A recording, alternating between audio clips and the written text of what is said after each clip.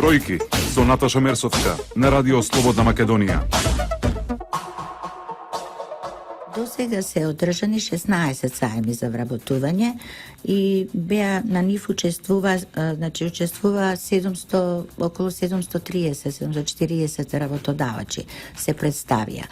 А беа посетени, сајмите ги посетија над 79.000 лица, невработени лица. Повратни информации немаме, затоа што секоја компанија тоа го чува, има доста доставени CV-а, како што и остварени вработувања. Годинава со почетокот на пролетниот циклус на сајми, учество зема околу 60 и нешто компании, тоа доста добри компании, така да невработените лица има можност директно да со нив да направат интервју, меѓутоа и да си достават своje CV за да понатак и закажат интервју за да можат понатаму да го остварат и своето вработување. Би напоменала дека во рамките на саимите се одржуваат и форум со работодавачи, како инфосредба со млади невработени лица. А сега, која е целта на овие форуми за работодавачи?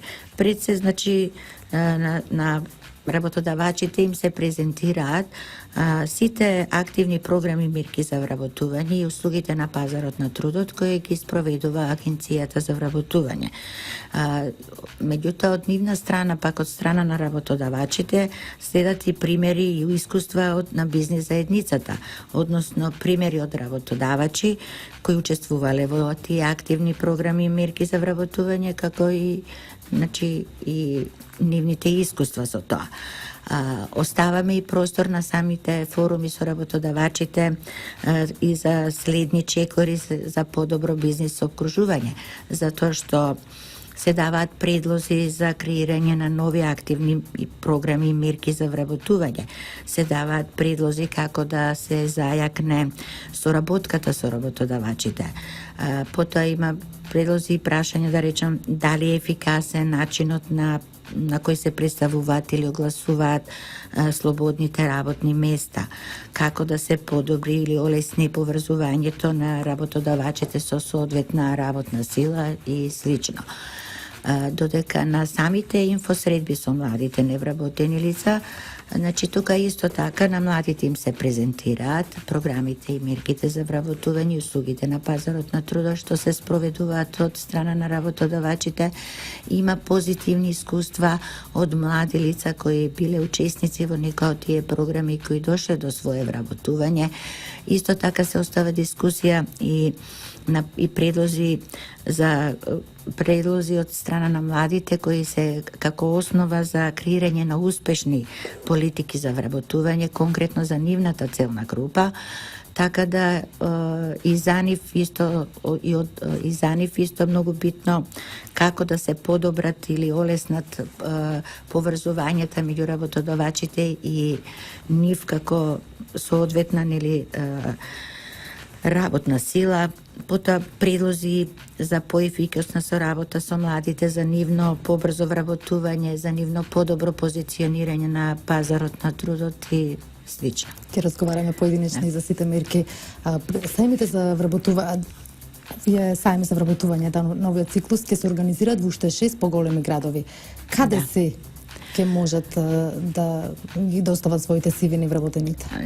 Еве вака, утре треба да следи вториот сајм за вработување во Штип, на 26 мај.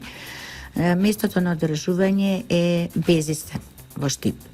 Додека форумите со работодавачите и инфосредбите со млади невработени лица ќе биде во хотелот Оаза. Следен сајм е Кавадарци, на 30 мај треба да се одржи, тоа е вторник. Местото на одржување на овој саем е спортската сала Јасмин во Кавадарци. Во истиот објект ќе се одржат и форумите со работодавачите и инфосредбите со млади лица. Потоа следи саемот во Битола, тој треба да се одржи на 6 јуни во вторник. Местото на одржување е Народниот театар во Битола.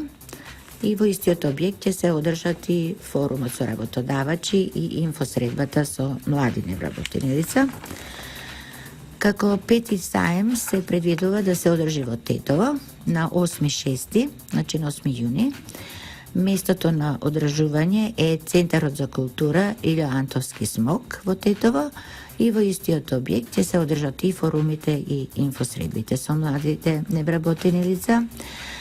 Како шести саем е саемот во Струмица.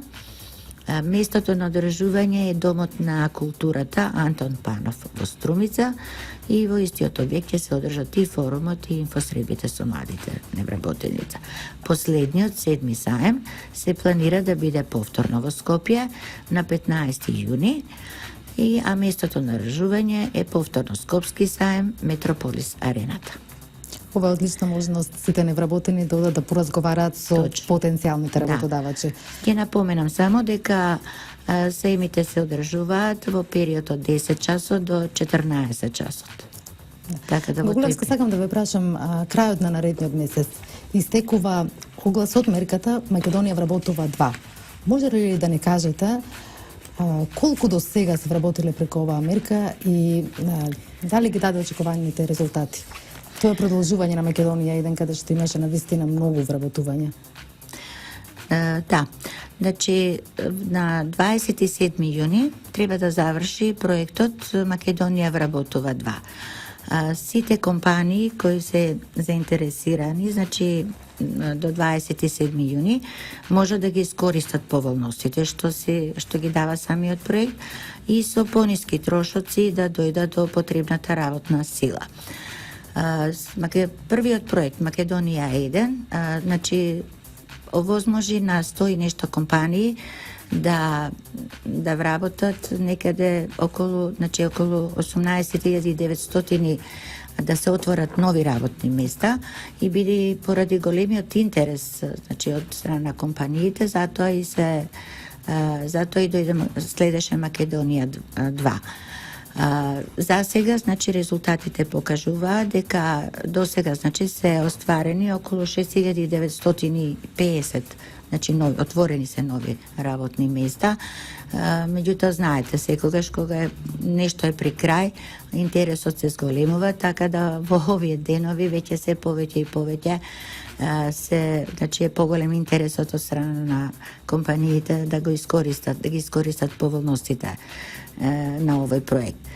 Тука би ги напомнела уште еднашка за сите оние кои не знаат или за оние кои знаат да им се потврди дека постојат 5 категории на невработени лица каде што можат, значи, да компаниите да искористат да бидат, значи, при вработување на овие лица да бидат ослободени од од придонеси од задолжително социјално осигурување.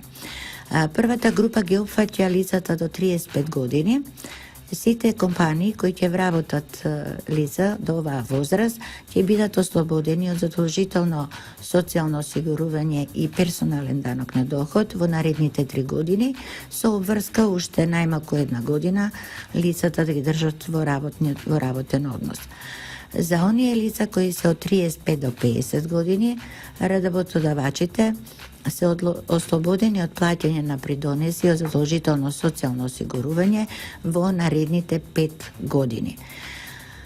Лицата кои се на возраст од 50 до 58 години исто така имаат можност да се вработат кај работодавач кој ќе биде ослободен од плаќање на придонеси од задолжително социјално осигурување во наредните исто 5 години. Тука следат и оние лица над 58 години, каде што работодавачите имаат можност да ги вработат овие лица и да бидат ослободени од плаќање на придонеси од задолжително социјално осигурување се до нивното исполнување на старосна пензија. И како пета група, тука се спаѓаат сите оние рандеви категории на невработени лица, каде што работодавачите се ослободени исто така 5 години од плаќање на придонеси од задолжително социјално осигурување. Овој проект ги опфаќа сите категории, сите овој закон, значи овој закон завршува со 27 јуни оваа година и дека тоа е последната дата каде што треба да се остварат и самите вработувања. Бројки со Наташа Мерсовска на Радио Слободна Македонија.